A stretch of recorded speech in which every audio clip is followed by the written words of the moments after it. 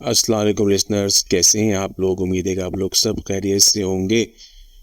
میری دعا ہے کہ اللہ تعالیٰ آپ سب لوگوں کو سلامت رکھے۔ اچھا بھائی، آج کی جو کہانی ہے وہ مجھے بھیجی ہے خالد محمود صاحب نے۔ تعلق ان کا کراچی سے ہے اور اولنگی ٹاؤن کے یہ رہائشی ہیں۔ اس سے پہلے کہ میں اپنی کہانی یا جو انہوں نے کہانی بھیجی ہے اس کا آغاز کروں، تو میں آپ سے یہ گزارش کرتا ہوں، ہمیشہ کرتا ہوں اور کرتا رہوں گا کہ بھائی آپ میرے چینل کو لائک، سبسکرائب اور شیئر ضرور کر دیا کریں۔ آپ کے لائک اور سبسکرائب اور شیئر کرنے سے میرا حوصلہ بڑھتا ہے، اور جب میرا حوصلہ بڑھتا ہے تو پھر میں آپ لوگوں کے لیے نت نئی اور دلچسپ کہانیاں جمع کرنے میں لگ جاتا ہوں۔ اور جب آپ سبسکرائب کریں تو ساتھ ساتھ بیل آئیکن کو بھی ضرور ٹچ کر دیا کریں تاکہ آپ کو ہماری آنے والی کہانی کا نوٹیفیکیشن موصول ہو سکے۔ دیکھیے، مجھے اپنے 1000 سبسکرائبر مکمل کرنے ہیں، جو کہ صرف اور صرف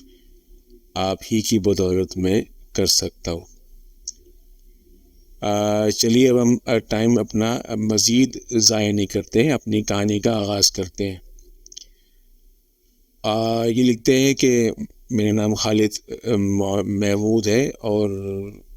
جیسا کہ میں پہلے عرض کر چکا ہوں کہ ان کا تعلق کراچی سے ہے اور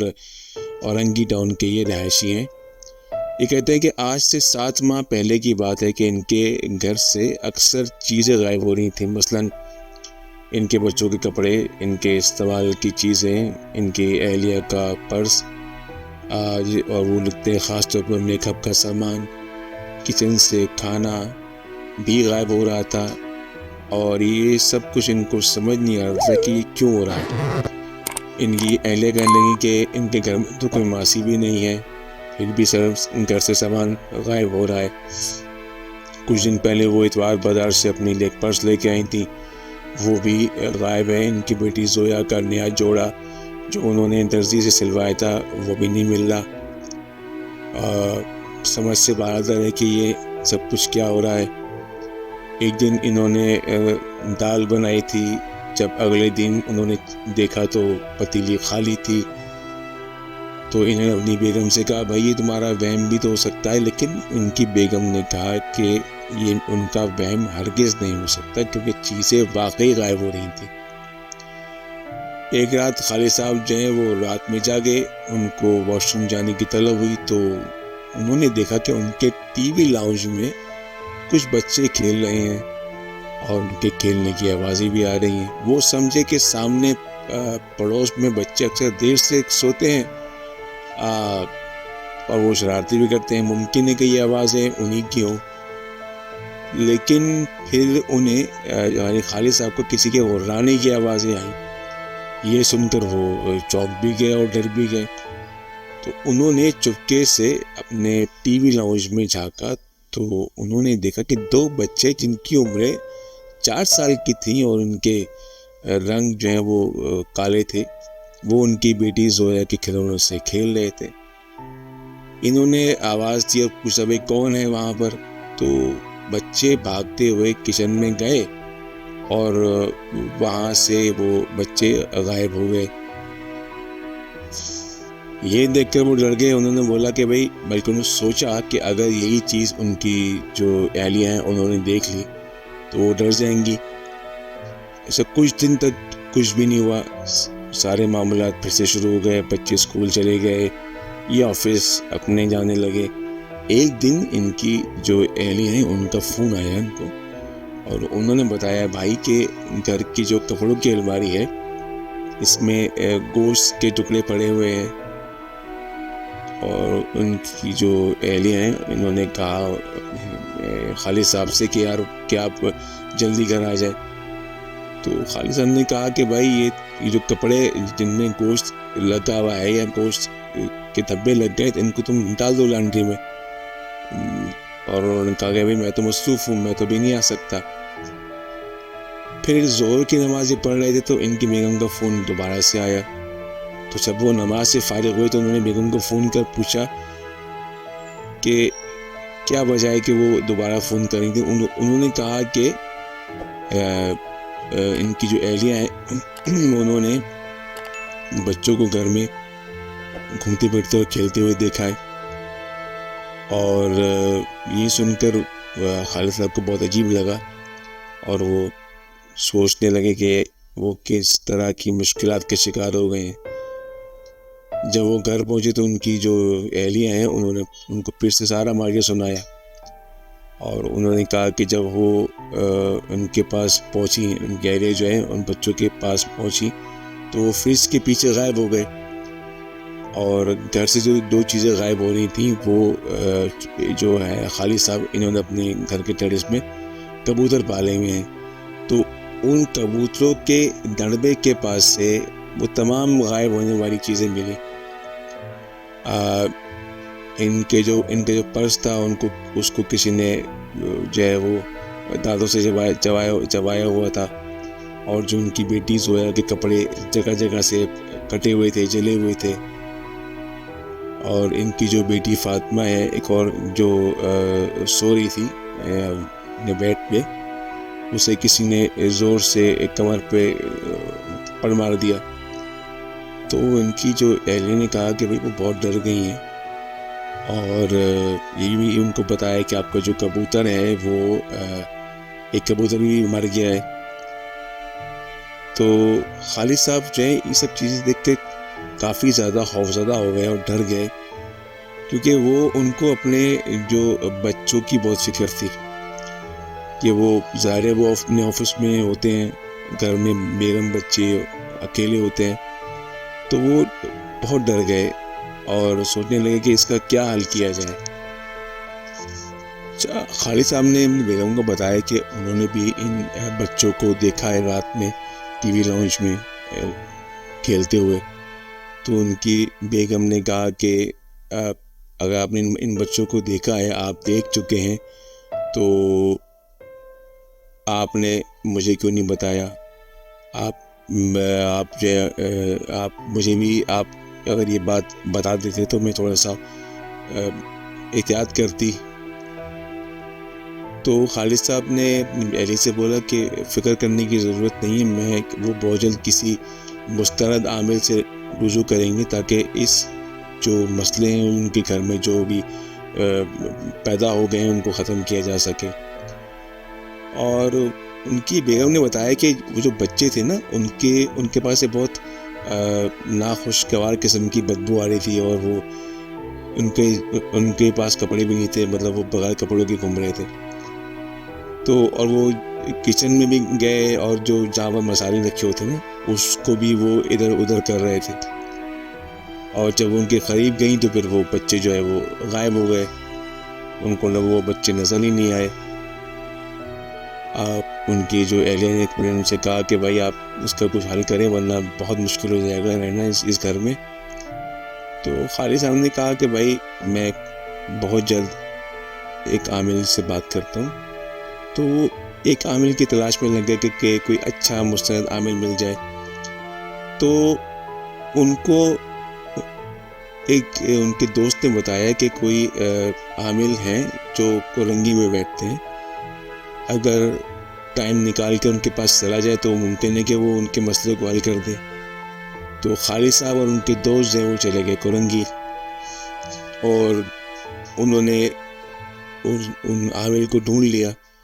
اور ان کے پاس گئے، ان کو سارا ماجرا سنایا کہ بھائی یہ صورتحال ان کے گھر میں پیدا ہو گئی ہے، اور اس کی وجہ سے ان کی فیملی کافی زیادہ ڈری ہوئی ہے اور اس سے متاثر ہو رہی ہے، تو اگر ہو سکے تو ان کی مدد کی جائے۔ تو ان عامل نے کہا کہ وہ ان کے گھر آئیں گے اور پھر وہ آ کے چیک کریں گے کہ اصل مسئلہ کیا ہے، وہ کس وجہ سے ان کے گھر میں یہ ساری ایکٹیویٹیز ہو رہی ہیں۔ تو پھر ایک دو دن کے بعد وہ جو عامل صاحب تھے وہ خالد صاحب کے گھر پہنچ گئے، اور جب گھر پہنچے تو انہوں نے کوئی عمل پڑھا ہوگا، کچھ عمل کیا ہوگا، تو اس کے بعد انہوں نے بتایا کہ آپ کے گھر میں جو ہے وہ بیری کے درخت کے پتے رکھے ہوئے ہیں، شاید اگر ہیں تو انہیں آپ گھر سے باہر نکلوا دیں۔ تو خالد صاحب نے بولا ہاں ان کی جو اہلیہ جو ہیں وہ ایک جگہ سے بیری کے پتے لے کر آ گئی تھیں، کیونکہ ان کا یہ خیال تھا کہ اگر گھر میں بیری کے پتے موجود ہوں تو اس سے گھر میں جو مچھر ہوتے ہیں وہ بھاگ جاتے ہیں۔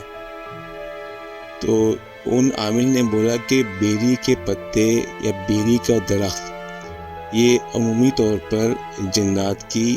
رہائش گاہ ہوتے ہیں، مطلب جنات ان پہ بسیرا کرتے ہیں،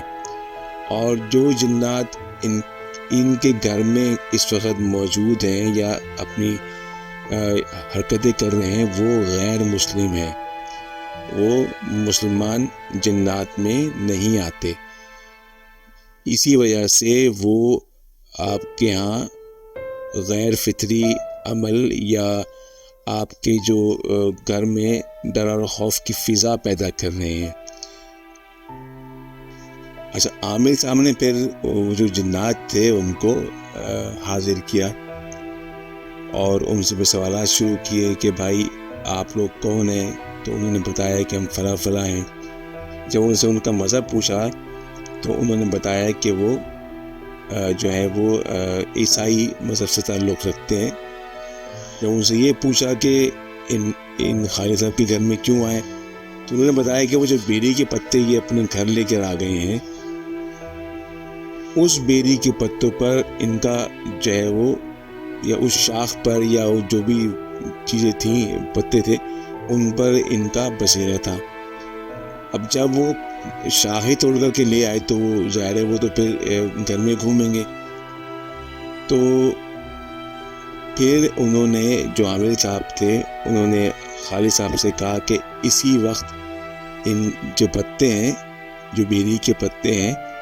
ان کو اٹھا کے جو ہے وہ گھر سے باہر پھینک دے فوراً۔